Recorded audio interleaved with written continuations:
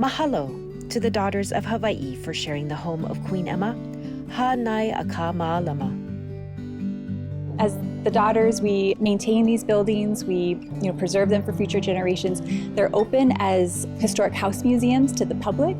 We have events, both private and public, activities and cultural classes, and these are all ways in which we help to fund those efforts to keep the palace standing and in good shape. Tours are available by reservation. You can either call us or make an appointment on our website. It's super easy, and there are a lot of new things. If you've never been to the palace, you must come, and if you haven't been in a while, there's some new artifacts and exhibits to see, so definitely check it out. Hanaya Kamalama and Hulihe'e are both available for events. For private events, you can do a wedding here, it's beautiful. You could do a baby shower, you could do an anniversary party, just a family reunion. Really, whatever kind of party you want to have, we would love to be the venue for it. I mean, honestly, this palace, all of the palaces belong to everyone. It belongs to Hawaii.